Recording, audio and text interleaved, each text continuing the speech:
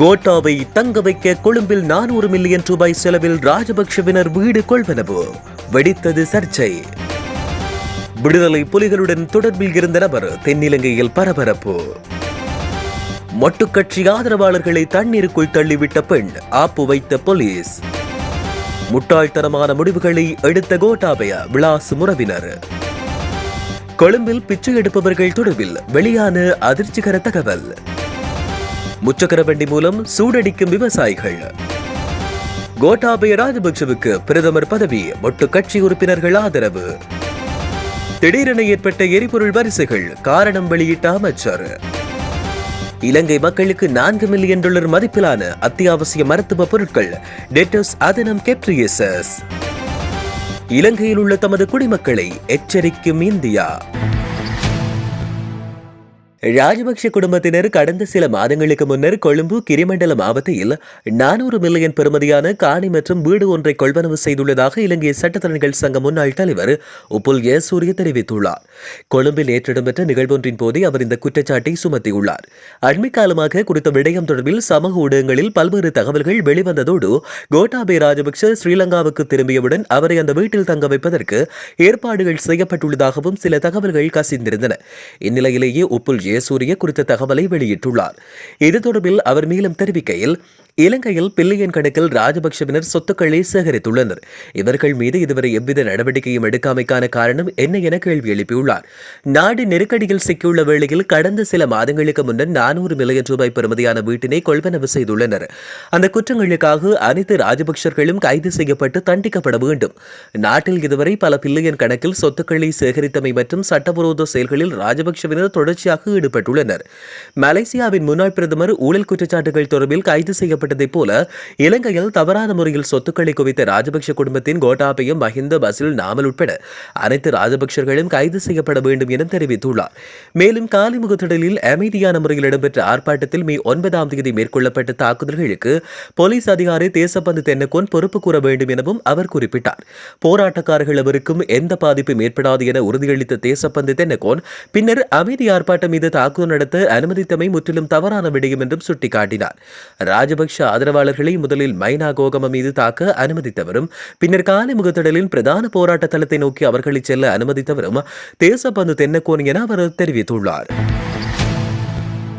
காலி நகரில் உள்ள தையல் கடைக்காரர் ஒருவரிடமிருந்து 2 புகைக்குண்டுகள், 10 விதமான எதிர்ப்பு தோட்டா உரைகள் மற்றும் விடுதலை புலிகள் அமைப்பு பயன்படுத்திய தகவல் தொடர்பு சாதனம் ஆகியவை கைப்பற்றப்பட்டுள்ளதாக காலி காவல்துறையினர் தெரிவித்துள்ளனர். தலப்பிட்டிய காலி தக்கியா வீதியில் வசிக்கும் 63 வயதுடைய தையல் கடைக்காரர் ஒருவரை இவ்வாறு கைது செய்யப்பட்டார். சந்தேக நபர் காலி நகரில் தையல் நிலையம் ஒன்றை நடத்தி வருவதாகவும் அங்கு ஆயுதங்களை மறைத்து வைத்திருப்பதாகவும் கிடைத்த தகவலுக்கு அமைய இந்த சுற்றிவளைப்பு நடவடிக்கை மேற்கொள்ளப்பட்டுள்ளது. ஜஹ்ரானின் குண்டுவெடிப்பு சம்பவம் தொடர்பில் கைது செய்யப்பட்ட சந்தேக நபர் பிணையில் விடுவிக்கப்பட்டுள்ளதாக காவல்துறையினர் தெரிவித்திருந்தனர். குறித்த சுற்றிவளைப்பினால் குறித்த பகுதியில் பெரும் பரபரப்பு நிலை ஏற்பட்டிருந்தமை சுட்டிக்காட்டத்தக்கது. மொட்டு கட்சியின் ஆதரவாளர்கள் குழு ஒன்றை கடந்த மே மாதம் 9ஆம் தேதி பேரவாவியில் தள்ளிவிட்ட சம்பவம் தொடர்பில் கைது செய்யப்பட்டிருந்த பெண் விளக்கமறியலில் வைக்கப்பட்டார். இந்த வழக்கு நேற்றைய தினம் கொழும்பு கோட்டை நீதவான் திலினகமகே முன்னிலையில் விசாரணைக்கு எடுத்துக் கொள்ளப்பட்டது. சந்தேக நபரை அடையாள அணிவகுப்பில் ஆஜர்படுத்த உத்தரவிடுமாறு போலீசார் நீதிமன்றத்தில் கோரிக்கை விடுத்தனர்.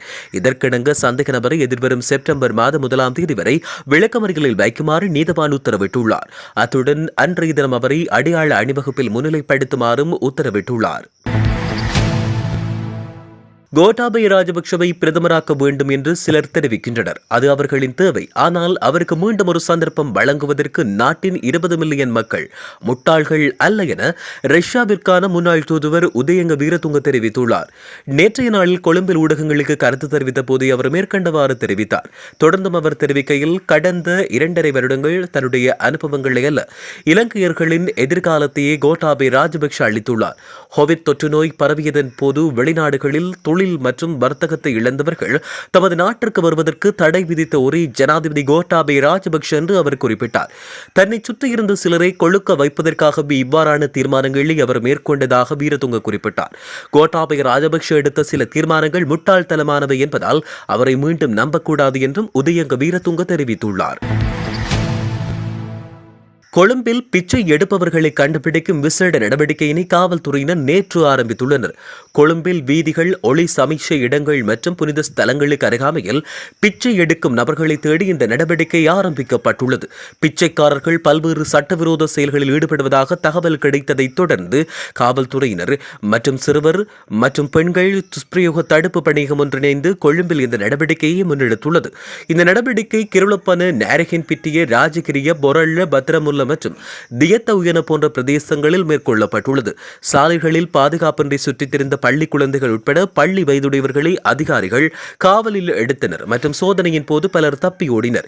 இந்த பிச்சைக்காரர்களை கைது செய்ய காவல்துறையினர் பெரும் பிரயத்தனம் செய்ய வேண்டியதோடு அதிகாரிகளும் பிச்சைக்காரர்களால் தாக்கப்பட்டனர். இந்த நடவடிக்கையின் முடிவில் 5 சிறுவர்கள் மற்றும் 2 பெண்களை தங்கள் காவலில் எடுத்து விசாரிக்க சிறுவர் மற்றும் பெண்கள் வன்கொடுமை தடுப்பு பணிக்கு அதிகாரிகள் நடவடிக்கை எடுத்ததில் பிச்சைக்காரர்கள் பலர் பிச்சைக்காரர்கள் இல்லை எனவும் சிறுவர்களை பயன்படுத்தி பணம் சம்பாதிப்பதும் தெரிய வந்துள்ளது. காவல்துறை காவலில் வைக்கப்பட்ட சிறுவர்கள் விளக்கமறியலுக்கு அனுப்பப்பட்டதுடன் 2 பெண்களும் அழுத்கட நீதவான் நீதிமன்றத்தில் முன்னிலைப்படுத்தப்பட உள்ளனர். சிறுவர்களுக்கு வலுக்கட்டாயமாய் பல்வேறு போதைப் பொருட்களை கொடுத்து இந்த பிச்சை வியாபாரம் வெற்றிகரமாக நடைபெற்று வருகிறது. பொல்ககவில விவசாயிகள் முச்சக்கர வண்டிகளை பயன்படுத்தி சூடடிக்கும் செயற்பாட்டில் ஈடுபட்டுள்ளனர்.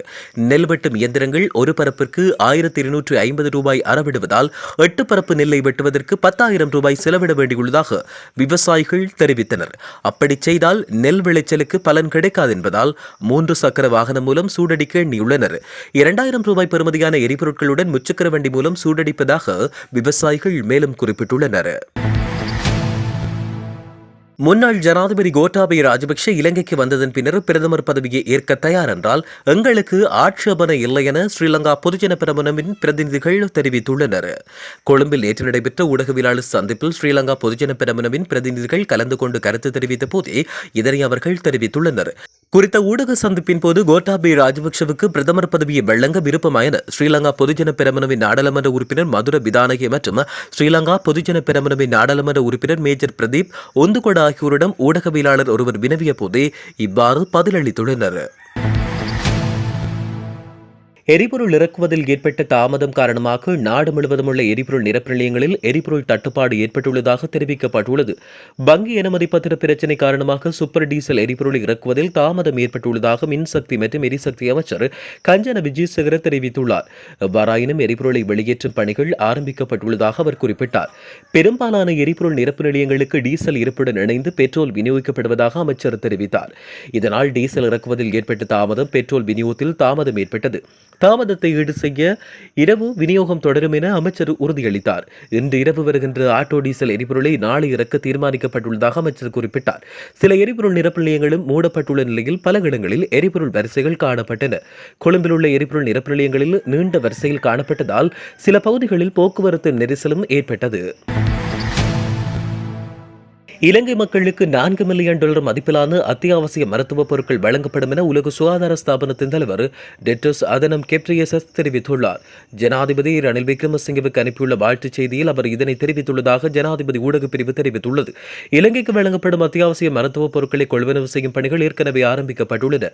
அத்துடன் விநியோகத்திற்கான தேதிகள் மற்றும் பெயர்கள் பற்றிய விவரம் உலக சுகாதார அமைப்பின் இலங்கை அலுவலகத்தால் அறிவிக்கப்படும் என இந்த செய்தியில் குறிப்பிடப்பட்டுள்ளது. இலங்கையில் இருக்கும் இந்திய குடிமக்கள் கவனமாகவும் எச்சரிக்கையாகவும் இருக்குமாறு இந்திய வெளியுறவு அமைச்சகம் வியாழக்கிழமை அறிவுறுத்தியுள்ளது. புதுடெல்லியில் செய்தியாளர் சந்திப்பில் உரையாற்றிய வெளியுறவுத்துறையின் பேச்சாளர் அரிந்த பாக்சி இந்த அறிவுறுத்தலை விடுத்துள்ளார். இலங்கையில் இந்தியர்களின் பாதுகாப்பை பாதிக்கும் சம்பவங்கள் தொடர்பில் இலங்கையில் உள்ள இந்திய உயர்ஸ்தானிகர் ஆலயம் இலங்கையில் உள்ள உள்ளூர் அதிகாரிகளுடன் தொடர்பில் உள்ளது. இது தொடர்பில் இந்திய குடிமக்களுக்கு வழிகாட்டலை வழங்கியுள்ளதாக பாக்சி தெரிவித்தார். இந்திய குடிமக்கள் இலங்கையில் இருக்கும்போது கவனமாகவும் எச்சரிக்கையாகவும் இருக்க வேண்டும். எந்தவொரு அத்தியாவசிய பணத்திற்கு நாணய மாற்றம் மற்றும் எரிபொருள் நிலைமை உள்ளிட்ட அனைத்து தொடர்புடைய காரணிகளையும் அவர்கள் ஆராய்ந்து பார்க்க வேண்டும் என பாக்சி கூறியுள்ளார். கோட்டாவை தங்க வைக்க கொழும்பில் $400 மில்லியன் செலவில் ராஜபக்ஷவினர் வீடு கொள்வனவு. வெடித்தது சர்ச்சை. விடுதலை புலிகளுடன் தொடர்பில் இருந்த நபர் தென்னிலங்கையில் பரபரப்பு. மொட்டுக்கட்சி ஆதரவாளர்களை தண்ணீருக்குள் தள்ளிவிட்ட பெண் ஆப்பு வைத்த போலீஸ். முட்டாள்தனமான முடிவுகளை எடுத்த கோட்டாபய விலாசு முறவினர். கொழும்பில் பிச்சை எடுப்பவர்கள் தொடர்பில் வெளியான அதிர்ச்சிகர தகவல். முச்சக்கர வண்டி மூலம் சூடடிக்கும் விவசாயிகள். கோட்டாபய ராஜபக்சவுக்கு பிரதமர் பதவி மொட்டு கட்சி உறுப்பினர்கள் ஆதரவு. திடீரென ஏற்பட்ட எரிபொருள் வரிசைகள் காரணம் வெளியிட்ட அமைச்சர். இலங்கை மக்களுக்கு 4 மில்லியன் டாலர் மதிப்பிலான அத்தியாவசிய மருத்துவ பொருட்கள் டெட்டஸ் அதனம் கெப்ரியசஸ். இலங்கையில் உள்ள தமது குடிமக்களை எச்சரிக்கும் இந்தியா.